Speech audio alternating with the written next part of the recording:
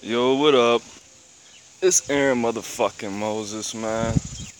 And this video is called Aaron Moses Opens Up about his alcoholism. Now, if you know anything about me, first thing I want to address is I do not consider myself an alcoholic. I am not going to call myself an alcoholic, and I am not dependent on alcohol. Okay? If I stop drinking, I don't suffer any withdrawal symptoms. Nothing bad happens besides the fact that I'm going to be lost for 3 days, and then I'm going to be like, you know what? This shit fucking sucks, bro. Like, why do people stay sober? And then on that fourth day, I'm going to be like, this feels great. Just like every fucking time everybody says this shit, a lot of people. So, that's out the way. I just got out the shower, so I'm a little wet. Nah, that was a joke. But yeah, I did. But the first thing I want to address, second thing actually, is if you have children, guard them with your motherfucking life, bro. Guard them, watch them, and don't expect anybody in life to ever do your job, to protect them, to guide them, to guard them, and to not do dumb shit and not to expose them to anything harmful. Okay, if somebody does, yes, they're a bad person, but it was ultimately your job to make sure that shit didn't goddamn happen, right?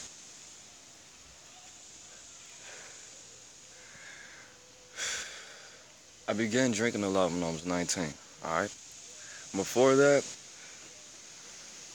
I could tell you approximately how many times I drank in total.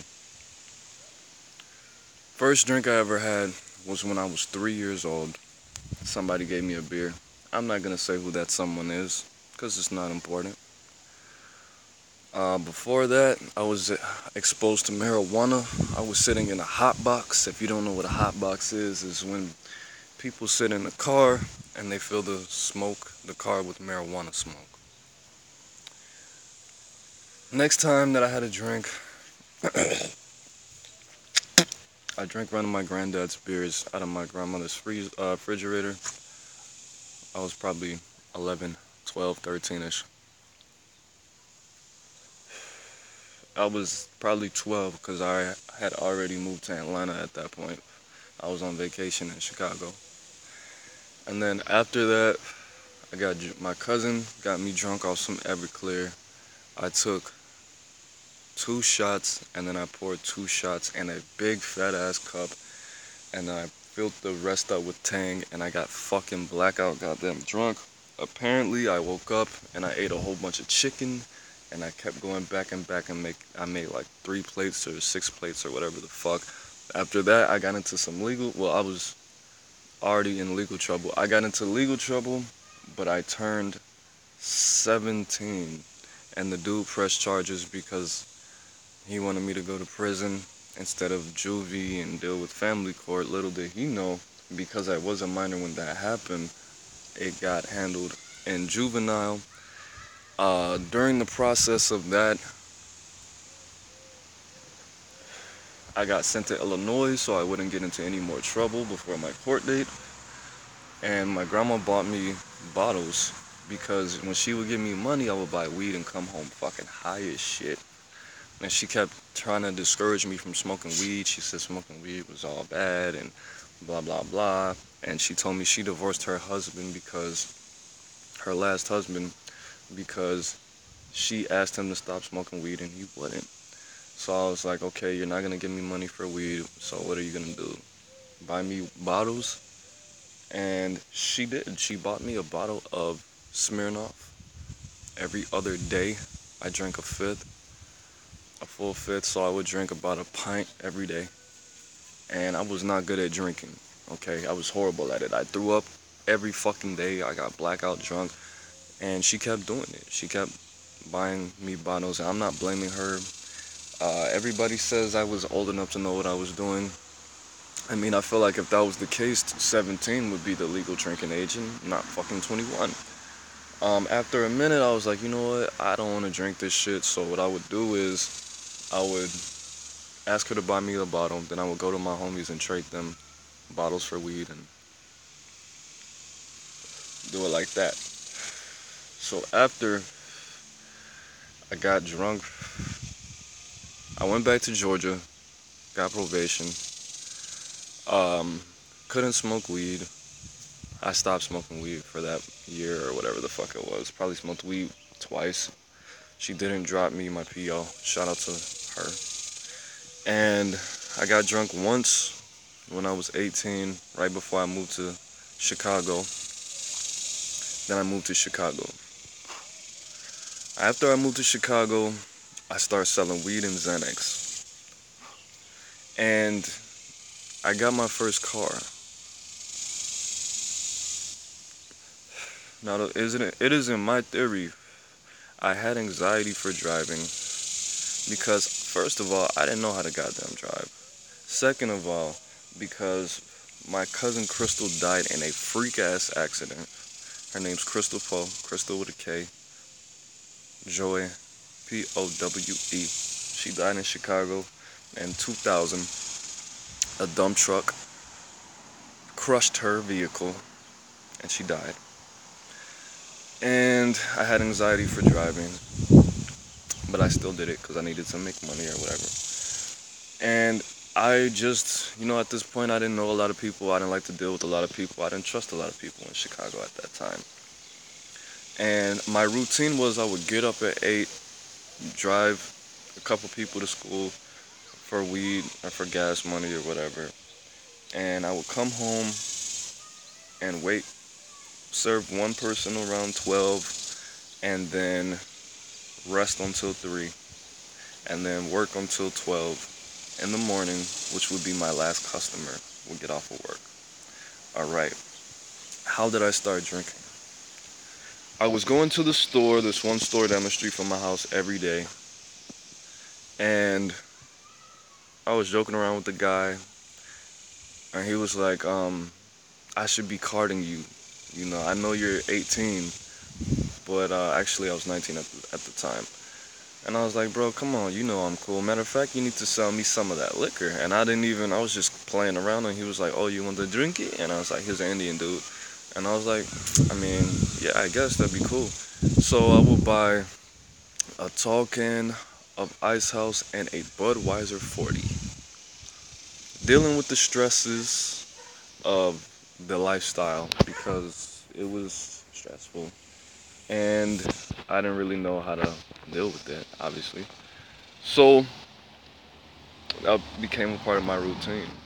I would drive people around, and then after 12, go down, get my 40, get my tall can, and I would be drinking every single day.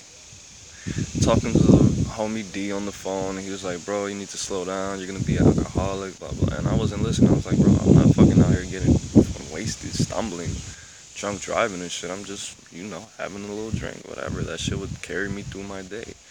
And at that point, alcohol, I reject every fucking drug. Call it melanin, call it good fucking genes, call it whatever you want. I did fucking Percocets every day when I was like 16. Never got addicted to that shit. It took me like 2 or 3 years to get addicted to cigarettes. I would buy a pack of cigarettes when I was 16 and smoke them like not even one a day. I'd probably smoke like one a week, if that, And then I would stop for like 3 months, social smoke. And, eventually I smoked a lot. I became addicted to cigarettes a little bit. And truly, in my mind, I'm not addicted to anything. Because if I stop smoking cigarettes, nothing bad's gonna happen. I'm not gonna have a fucking heart attack like all these old motherfuckers. I'm not gonna be all jittery and fucking cranky and shit like that. That just doesn't happen. Okay? As far as the alcohol, after that, I would be drinking my 40 tall can. Sometimes I get a 6-pack of Miller High Life. But it wasn't serious at this point. So after a minute, I started hanging out with this guy named John. John was a hardcore fucking alcoholic, and I didn't know it. He used to drink a beer called Genesee. And what Genesee is is a 6-pack of 16-ounce cans with an alcohol volume of, I believe, 5.5,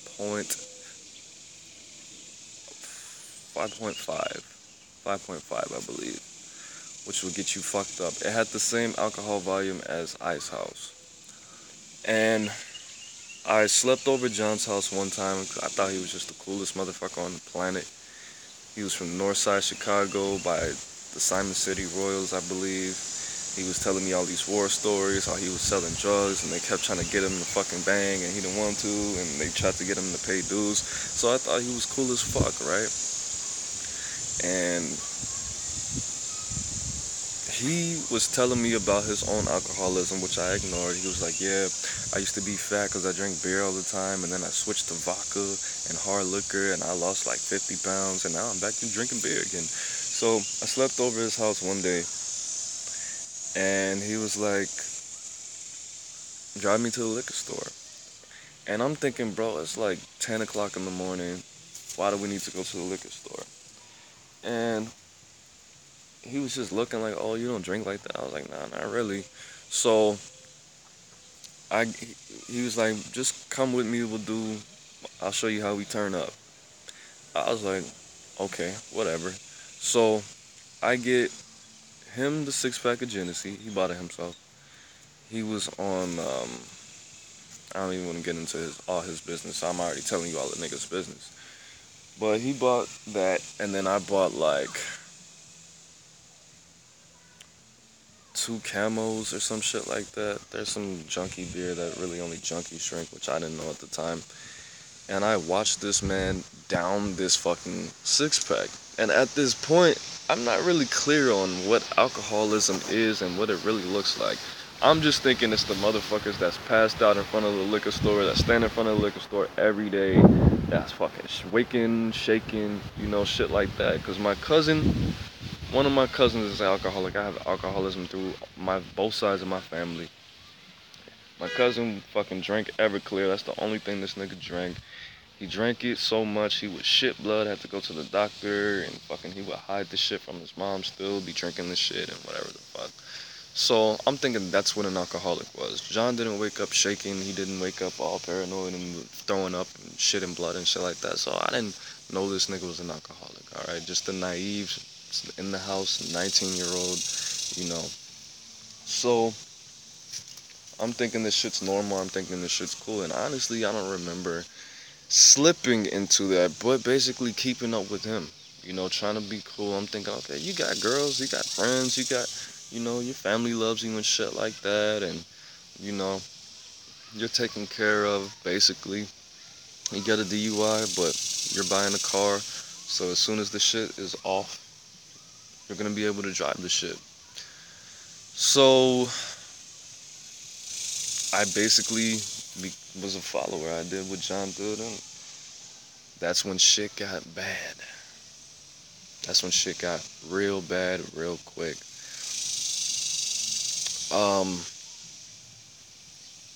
We went on a bender. I hung out with this nigga for like a week every day. But it was one night, we went on a fucking crazy ass bender. I'm talking about we woke up 10 o'clock drinking. Fucking went to his house. Well, I don't even remember the fuck we did. We drank a lot. Ended up going back to his house. Went to the park at like 6 o'clock in the morning, drinking like a motherfucker in the middle of a field. And then spent the rest of the day drinking. And at this point, it was like 9 o'clock at night. And he called this I think it was his older sister. He called his older sister. He was like, bro, you want to go to the north side and meet my sister? She's hella cool, blah, blah, blah. So we drove all the way to the north side and sat in the back of his sister's apartment complex. And he was like, yeah, we made it here just in time. She said she's going to get off in like 30 minutes. So we waited. His sister came, and she was like, you know what, John, I've been home for like 20 minutes, bro. I took a shower. I'm about to go to sleep. And he was like, damn, fuck. All right. So we drove back. We're driving back, and I was like, bro, that shit was whack as fuck. You owe me some drinks. Let's go to the bar. So we went to one bar. It was like in Palatine or some shit like that. It was in Palatine, and I was like, bro, that shit was whack as fuck. Blah blah blah. Let's go to another bar. So we goes to another bar. Great time, bro. Fucking, I was drunk, talking to females. I got this one girl's number, and we drove back, and we hit Palatine Road, and this nigga stayed in Wheeling. So we're close as fuck to his. We're like less than 2 miles from his house. We get pulled over in Buffalo Grove, and I got a DUI because I was fucking turning, making a left turn, and I was in the left lane, but before I could complete my fucking turn, I got in the right lane without signaling, and I got pulled over. I had weed in my pocket, and the fucking cop let me keep my weed because it was in my trap pocket, and she was a woman, so she didn't search me.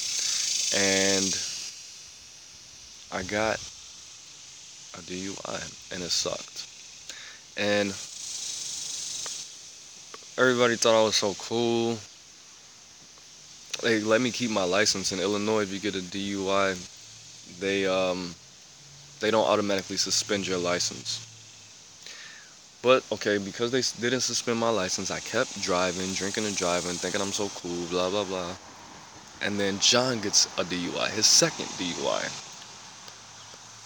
All right, my bad. I just don't want that shit to hurt my finger. But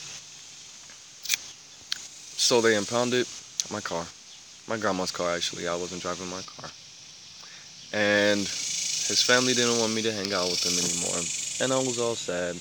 So I started hanging out with other people that didn't drink, and I made them fucking alcoholics. And then I kept drinking. My fucking friends moved away. More friends moved away. I got fucking more depressed. My other friend went to jail. My other friends, two of my friends went to rehab. One of my friends moved away. One of my friends went to jail. And John's family didn't want me to hang out with them. One of my friends had kids, so she couldn't really hang out like that. Fucking, so I was just all alone, basically.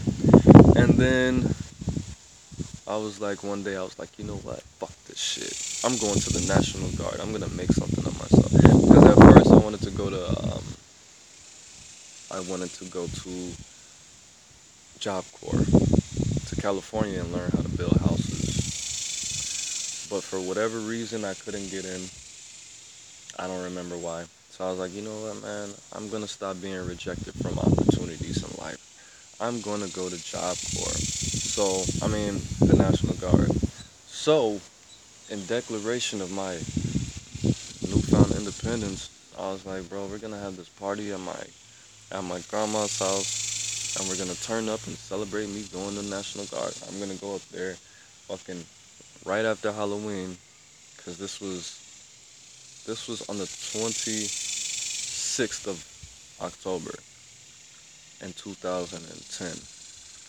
So we had this little get together. It was me, fucking John, a nigga named Droopy, Yoshi, Lupe, Marlene.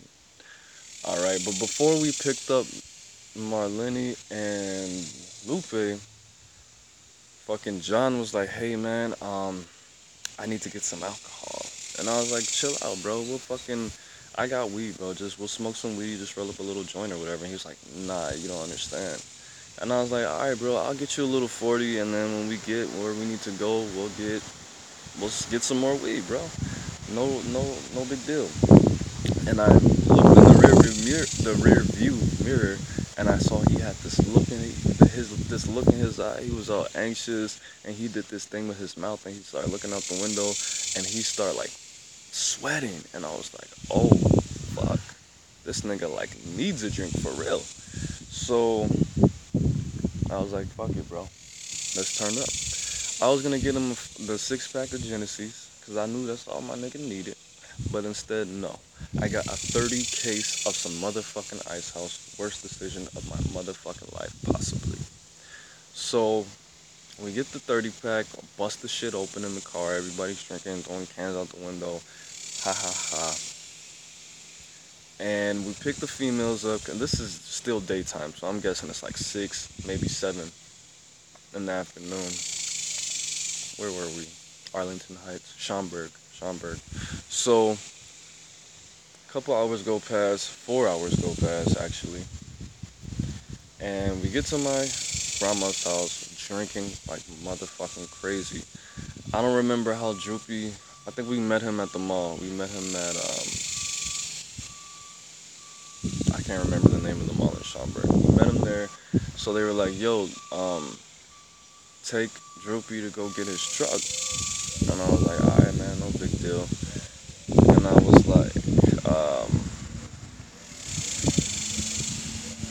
was like, "Follow me back to my grandma's house, and then I gotta go pick her up from work." So we did that, but instead, I guess I made a left where I should have made a right, and I ended up going like 3 miles in the wrong direction, something like that. We'll say 2, and came to a stoplight. My fucking apparently the whole car was over the line, and I was speeding, and whatever the fuck the case was, I got pulled over, got my second DUI. It was a felony because 3 days prior, they made it a law that if you have a DUI on a suspended license or no license, it's a fucking felony. So I got the felony, blah, blah, blah. Went to jail. Kept drinking. And now I'm here. I mean, really, it's not, it's not something that I'm proud. Like at one point I was. At one point I was proud to have the crown of the person who gets the most fucked up everywhere he goes. I'm gonna get the most drunk. I was the person that, of course, nobody wanted around. Because when I drinking, all addiction turns your empathy fucking down. You can't feel for other people as much. You don't consider what other people feel. And I was getting drunk as shit. I would go to people's houses, not talk to anybody, bring a 6-pack in my backpack, drink that bitch, pass out, wake up, drink another one, and then fucking leave. Not talk to anybody, fucking playing my music or have on headphones. And it was just all fucked up. It was really not good. I mean, it caused a lot of pain in family, which I didn't really give a fuck about. Um, it caused a lot of mistrust, misdirected anger. It's not like I got in fights all the time. I've probably been in like 2 fights, drunk as shit. And I was never that person. Now, yes, I would say things that I definitely didn't mean, and I definitely wouldn't have said unless I was drunk. But I never wanted to be that person. A pothead, okay, that's cool. A fun pothead, somebody who says dumb shit, eats up all the snacks, fucking possibly passes out. But just being around alcohol and people wouldn't offer me any, or walking into somewhere and smelling it, fucking, it was just not good. It was just really not good. All these fucked up ass tattoos that I have, because I was drunk. It's because I got them when I was drunk. The only thing that really came from alcoholism that is good, being a felon, you have to be way more creative. I am not able to just get any fucking job and just be a slave and just be stuck there. Now I have to open my own business. Now I have to get some kind of skill or trade. If I didn't, I would probably just be like a lot of people, just working at Walmart for the rest of their lives and being okay with that, surviving, paying bills. I can't just do that. I have to be creative now. I have to master something on a new level than other people. What else it taught me was the art of hustle. What a real hustle feels like. What it really feels like to be a real hustler. Because yeah, before I was selling weed, Xanax, whatever the fuck else I was selling. But it was for the maintenance of my own high, the maintenance of my own life. The hunger, the real hunger and thirst that I have. Knowing that if I don't do this, I'm going to have to be sober. I'm going to have to feel my emotions. I'm going to have to go somewhere I've never fucking been before. I'm going to have to work a job and possibly get fired because of some dumb shit, because of me drinking. I have to turn up, and if I want to do this, I have to do some shit that's going to make me uncomfortable. How does that help? Because when I want some shit now I know what it really feels like to be in that place. All I have to do is just pretend like I'm gonna fucking use that money to get alcohol and then just don't do it. Just like when I fucking start recording music. The homie had a studio, but he was still charging. He was still a businessman first. So I wanted to record a mixtape. And I was like, alright, if I want to record a mixtape, get these tattoos, promote this shit, I'm gonna need like $500. And you know what happened? I got that $500. I got more than $500. I fucking did some really illegal shit that I did not know was as illegal as it was. But had it not been for alcoholism, I mean, yeah, I could have just got a job and just did it legally, but that would have took a long time. But it taught me that. It taught me that people are not God. People have limits. Your family's not always gonna fucking love you. Your family is gonna be little bitches. Remember that you did some shit a long time ago. And it is in my opinion, hey bro, if you wanna blame me for some shit when I was a little kid, almost 10 goddamn years ago, well, it's not like I stopped drinking when I was 19. But if you wanna hold those grudges, if you wanna keep blaming a dead person for some shit, somebody who's literally not on this earth anymore, not in existence anymore, you can do that. That's not gonna hurt me. That's only gonna make you look like a little girl. It's gonna make your family turn on you. If they're real niggas, they'll forgive you. You don't have to be in debt to people. Yeah, I'm better and I don't owe you anything. Whatever the fuck I took from you when I was drunk, when I was alcoholic, what you have to do is you have to go to the depths of the fucking universe, to the void of the universe. Find that motherfucker and blame that motherfucker, because you will not find that guy in my body. So I don't believe all that, oh, you gotta make amends, you gotta pay people back. No, the fuck I don't. That person's not here anymore. This is not the U.S. government. You don't get to collect on dead people's fucking debts through my body. That's not gonna happen. You're not gonna get any apologies. You're not gonna get any fucking payments. The people who I really, really owe are the people who didn't just see a fucking bottle of Jack Daniels when they looked at me. Do I still drink right now? Yes, I do. Yes, I do.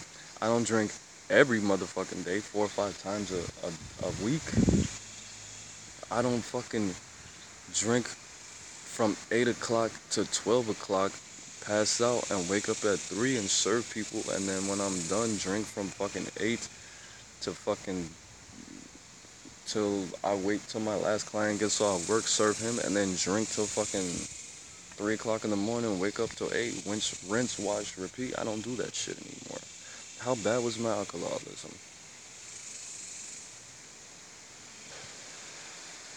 At its worst, 2 week bingers. Okay, that's for people who know how to balance it. For the functional alcoholic motherfuckers, that's nothing. People stay drunk for fucking years and don't even look up. Okay, but my case was I wasn't doing anything illegal. I didn't have a motherfucking job. I didn't have children, and I burnt a lot of bridges with my friends. A lot of my friends They went off and they did some cute shit with their lives and they didn't talk to me. But at its worst, I was waking up every day scared to move, not knowing if I got drunk the day before. I knew if I move right now, I'm gonna feel pain. If my heart beats too fast, I'm gonna be reminded that I got drunk. And if I didn't, even if I didn't drink the day before, I will wake up and still be scared, not knowing, not remembering if I got drunk or not, because I drank so goddamn much.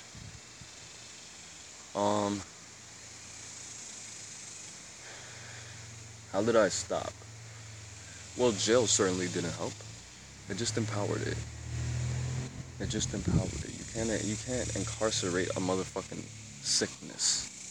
You can't punish somebody for being sick, first of all.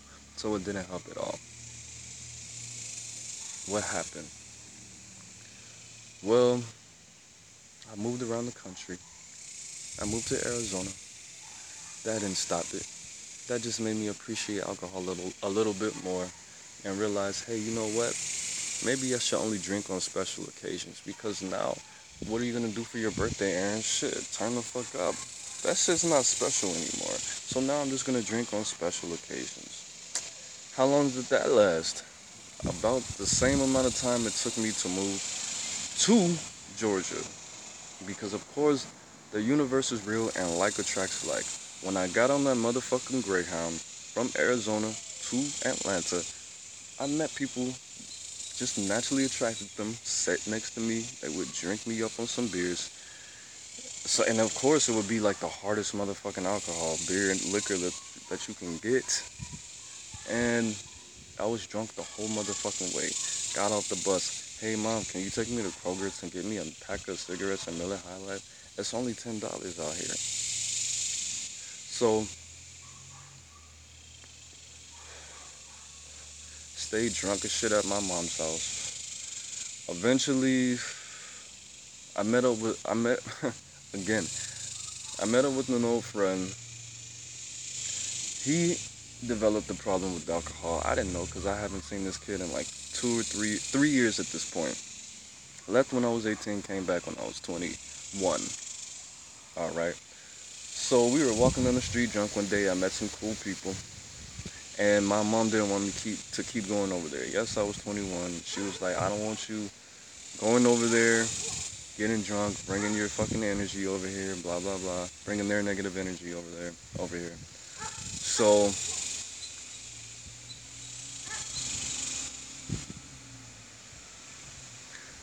I kept going over there, and she tricked me into going into rehab.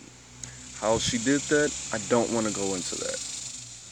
Legally, they're not supposed to take you when you've been drinking into rehab, but they did. She tricked me. I signed my freedom away for about 10, 12 days. I want to say 10 days. I got out. They diagnosed me with bipolar disorder, which I'm not bipolar.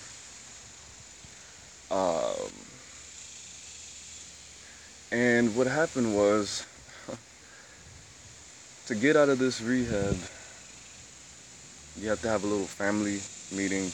There has to be a discussion on what's going on and your routine and blah, blah, blah. And all she knew was the doctor prescribed me this medicine, and she thought she was a fucking doctor.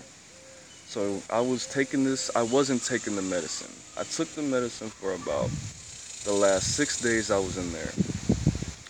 I learned that it was Wellbutrin. I didn't want to take that shit. Alright, I drank too much to stop drinking and to start taking this fucking medicine. I didn't like how it felt. It scared me. You have to let the chemicals build up in your brain. We can't trust you with your own brain. I was like, you know what? Fuck you and fuck this. You know what? Stop taking this shit. Alright? I took it the first day I got out because it felt like I was going to have a seizure. No, I never had a seizure before. But it felt like that. So I took half of it. Boom. The next day, stopped it. Cold turkey. I was taking the motherfucking medicine. No, I wasn't. My mom thought I was. And one day she was like, you know what, Aaron, you're doing so well. You're not talking to yourself so loud. You're not having mood swings. You're not drinking. You're not doing this. And I was thinking, because, bitch, I can control myself. You can trust me with my brain. And no, I don't mean to call my mom a bitch, but at that time I was thinking that I can control myself. I'm meditating now with the right amount of fucking meditation, attention, diet, exercise, breathing exercises, taking a motherfucking walk, getting the 2 hours of sunlight that all black people are supposed to have, or they suffer mild depression. I won't have these symptoms. Just like I told the goddamn doctor, bro, you don't know me. You don't know I've been drinking for fucking 5 days a week for the past fucking 3 years. So let's just try me not drinking, eating a healthy diet, working, exercising, working out, you know, doing what happy people do. That's Aaron Moses. That's Aaron Moses' slogan. Do what happy people do. You want to be fucking happy? Do what happy people do. You want to be a fucking alcoholic? Do what alcoholics do. Whatever you want to feel, whatever you want to have, do what those motherfuckers do that had it. Why else would you do anything else? You're not different from them, but not everybody thinks like me. So, not sure what happened, but I had a little stash of medicine, which was my bad. I should have been flushing those bitches. I was trying to save them up to sell them, to get some money in my pocket.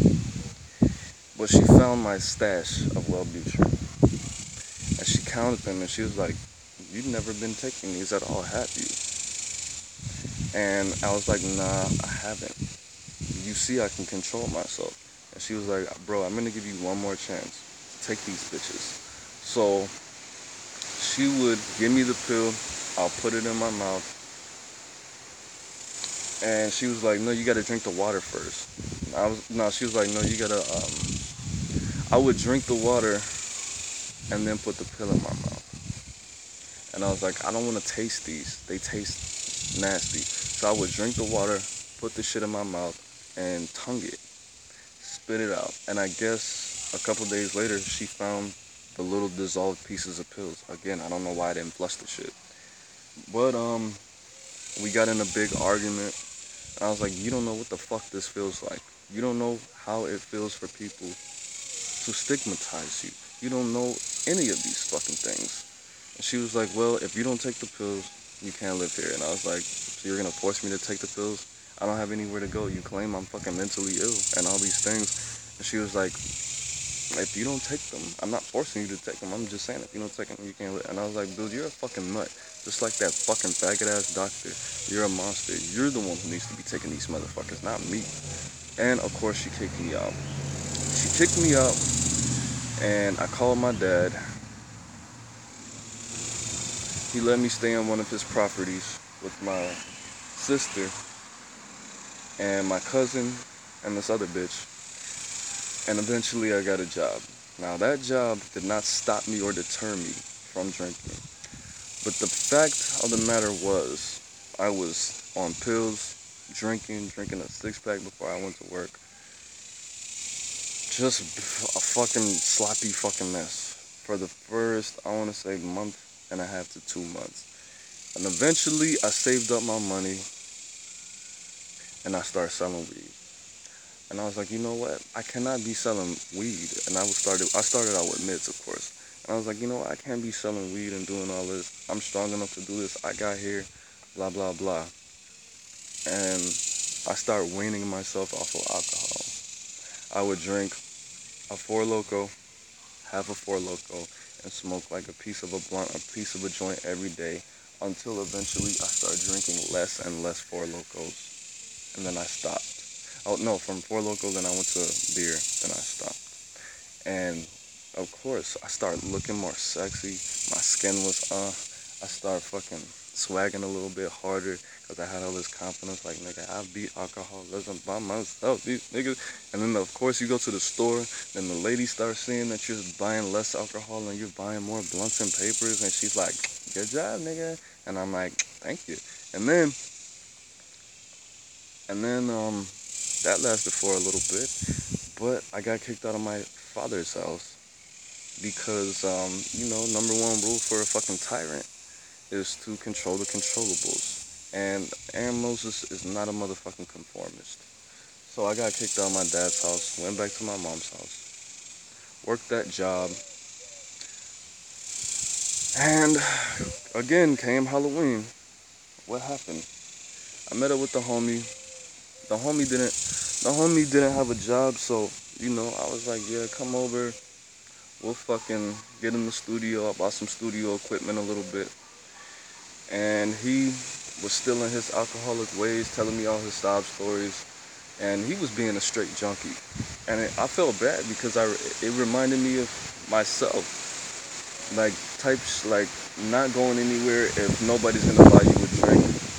I can't freestyle without beer, nigga. So I'm like, alright, bro, I'll buy you a 6-pack. I don't want to drink that shit at all, bro. Drink that shit to yourself. It's only $5, bro. I can give you $5 and we'll buy some fucking Wendy's or whatever the fuck. So we're doing that, and the niggas start being all arrogant and acting all fucking distant, just reminding me of myself. Came over to get on my Wi-Fi to talk to bitches to finesse them out of fucking money. And I was like, you know what, man, fuck this nigga, man. So I stopped hanging out with him for a bit. Then came Halloween. Got a bottle of Jack. I was like, man, I will dedicate this day to the day that I got fucking arrested, because I got released on Halloween for my second DUI. So what happened was, we got drunk and we saw that somebody was having a fucking bonfire from the back of my backyard. So we walked over there, the bonfire was fucking over, and the police came, saw I was drunk. I gave them the wrong name because he was harassing me. And I was like, well, whatever. I went to jail, got out. I went to jail for 4 days. Thought I lost my job. I was all distraught. Got out. My mom was fucking sad. I could tell because she didn't clean up. The Jack was still sitting next to a pipe of weed that my homie gave to my mom, and I drank that shit. And then I went back to work. They gave me my job back. I went back to work, and then I started drinking half a Four Loko and a blunt every day, almost every day. Started drinking my half a Four Loko, piece of blunt. I was straight, I will take the long way home. I would get on the 5 bus from Buckhead, get off at the BP on Hammond and Roswell Road in Sandy Springs, get my Four Loko, get a blunt, walk home every day, roll that bitch up, smoke, drink a little bit, take 3 hits of a blunt, drink a half a Four Loko. And then what happened, I snatched my homeboy's girlfriend from him. This bitch was fucking stupid. Crazy, borderline personality disorder, not an exaggeration. From there, this bitch stressed me out. I allowed her to inspire stress in my body and start drinking again. And really, ever since, that's really where it dropped me off, right here. The next 2 times I stopped drinking I stopped drinking for like a week before my son was born. When he was born, I was drunk as shit. I was in the studio because me and Liz went to the doctor on one of her checkups. The fucking doctor before that lied about when our due date was, and he actually said it was about 2 weeks later than it really was. We went and she was like, you're supposed to be having your due date's actually tomorrow, blah blah blah. If you don't give birth tonight, we're gonna have to induce you at 8 o'clock in the morning tomorrow. And I was like, are you fucking kidding me? I'm thinking I'm gonna have 2 more weeks to make music and do all of this shit. So I'm like, alright, fuck it. I got a bottle of Jack, of course, a fucking gin. Get the bottle of Jack. And then, what happened at that point? I was in the studio. And then, of course, Liz, I'm going into labor. And I was like, are you fucking kidding me, bro? I'm drunk as shit. Can you drive? And I was like, I can't fucking drive. God damn it. I got two DUIs. She got a license. And I was like, bro, drive as far as you can, and then we'll hop out. So, of course, we're in Arlington Heights. I made it to Schaumburg. She made it to Schaumburg. And then we drove the rest of the way to the Hoffman Estates bullshit-ass, racist-ass hospital. I was drinking the fucking basically the whole time in the bathroom. My son was born. It was beautiful. Then I went home by myself. She was in the hospital for about, I think, for 3 days. I went home, I slept over that night, went home the next day, got drunk, came back, got her. And then I drank, all the way from May to about July, mid-July. Then I noticed the surroundings that I was in, a bullshit-ass environment with loud-ass motherfuckers that don't do shit but put their hands on each other and argue. And I was like, you know what, if I drink in this environment, I'm gonna end up killing myself, getting arrested, or hurting somebody. So I stopped drinking for a month, got my fucking bullshit ass, racist ass Burger King job, got Liz the bullshit ass, racist ass Burger King job. We saved up our money, we got here. So what happened after that? How do I start drinking again? Now, if you remember, I have a video called 72 Days Sober. Awesome, cool. Prior to that, when I worked at Smashburger in Georgia, I stopped drinking for 6 months by myself before I met that baddie ass bitch. Before Halloween, actually. So 6 months. And then what happened? My bullshit ass fag ass manager was supposed to give Liz a week off so she could go, not a week off, a weekend off to go see her children. And what she did was she played with her words. She said, Liz doesn't need this weekend off, does she? She said some stupid shit. But of course, I'm thinking she's talking about the next week, not this weekend. And I said no. So she scheduled her. And then I went back, looked at the schedule that same day, and I was like, fuck, that's gonna be a lot of fucking stress and trauma in my life. And I didn't tell her. I went home, I told her it's gonna be some bullshit. I was meditating a lot, I was doing a lot of upper chakra meditations and not grounding myself. So what happened was, I went to work, true story, if you don't want to believe it, you don't have to. Went to work, and I felt like I wasn't in my body. Now, if you've ever done acid, you know what this feels like. I felt like, yes, I was speaking. I knew what I was doing, but I just felt anxiety. I felt scared. It's a ghost in that fucking Burger King, and I felt like I was susceptible to spiritual attack. And I told my manager, another manager that was on duty, I was like, bro, I need to go home. I need desperately to go home. I'm having health issues. I need to go home. And she was like, bro, can you stay for like another hour? And I was like, I can give you 20 minutes.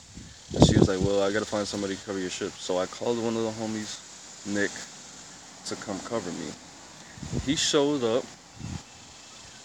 and I walked home, and I was like, bro, can you take me to the fucking liquor store and get me a bottle of Tanqueray? Because at this point, I'm still fucking floating around in space somewhere, walking, talking, knowing what I'm doing, but it feels like my brain was not in my body. It felt like my soul wasn't in my body. And I'm texting, before all of this happened, I'm texting Liz like, bro, what the fuck? Calling her like, what should I do? And she was like, you need to ground yourself, breathe. I was like, nah, that's just not working, man. I'm fucking thoughts everywhere, having anxiety and shit. So I was walking home. And I was like, oh, this nigga. So he gave me a ride to the liquor store, got the Tanqueray. And I was just sitting there looking at it on the porch like, fuck, we meet again. Nah, but I was looking at the shit, and I was like, damn, I'm still not in my body at this point. And I was meditating, sitting there, and of course, some bullshit happened. My fucking dog broke my Dolce & Gabbana cologne. A lot of money. So that shit stressed me out too. And I was like, you know what? Fuck it. Took a shot. Of course, what happens? Nigga's back in his body again. Feels the same. I was like, what the fuck is this, bro? What the fuck happened? So we get to drinking and shit, and I told Liz, she starts crying and shit. And I'm fucking like, oh, bro. Drinking. I woke up, felt like shit, had to walk to work the next day, drinking water, ate my little food, so the shit got sweated out. I don't have a hangover at this point. And then really from there, that is when everything, but actually no. I stopped drinking it for another 34 days after that. But ever since then, pretty much has been not the same old, definitely not. I'm not drinking 4 or 5 times a week, but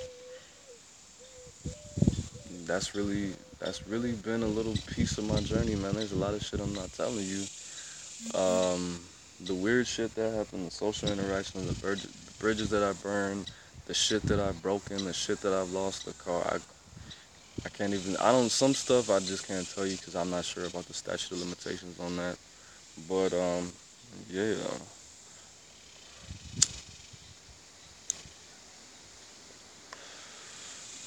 If you're gonna be an alcoholic, if you are an alcoholic or you're susceptible to it, if you drink a lot, if you think you are in danger of being an alcoholic,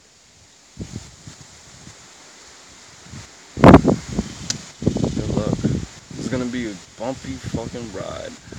What I advise you to do is to figure out how you can stop drinking. I've known people who sat in the dark, drinking, crying, because they cannot figure out how to stop drinking, because they don't know how to stop drinking, because they just can't. They cry because they can't stop drinking. That's never been up to. I've never been one to say I can't figure out why I can't stop drinking. No, I've always been in control to the point where I'm like, I can literally stop drinking right now, tomorrow. Not right now because I got a lot of alcohol and I gotta cleanse this shit. I gotta get this shit out.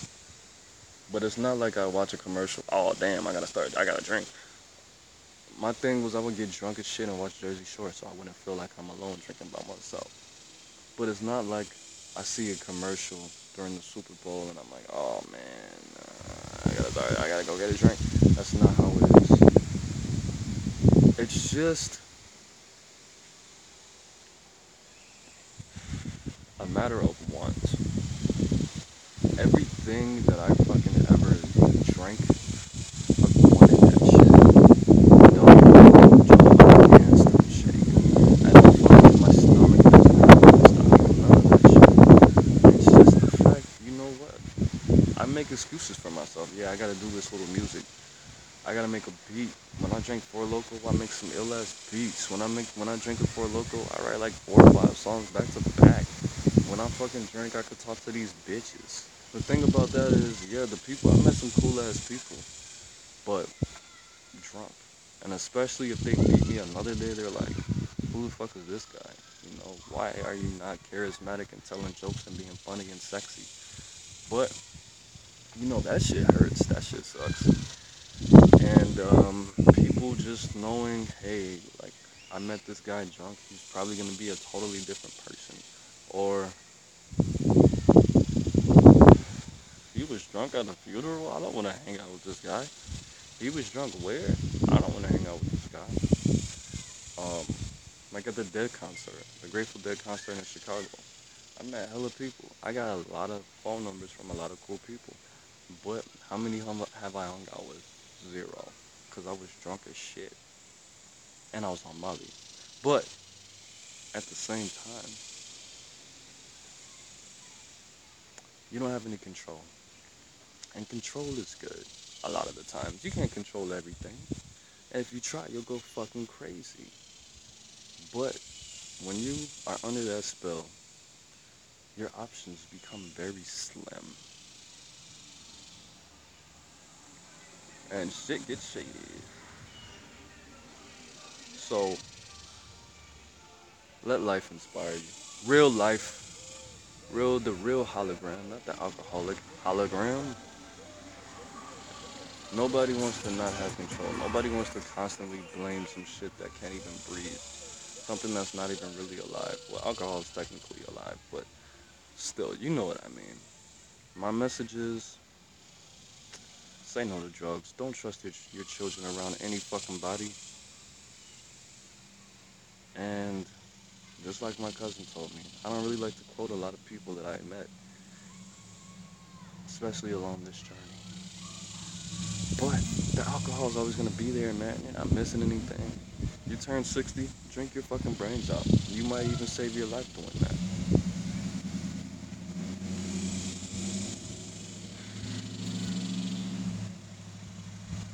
I'm not a doctor, so don't listen to that piece of advice. As far as drinking your brains out when you're 60 something, of course, just like any other drug, it's not gonna guarantee to shorten or lengthen your life, except for heroin and opiates. But that's it, man. My journey. If you want to hear some more details, more gruesome details, let me know, man. It's Aaron motherfucking Moses. Peace.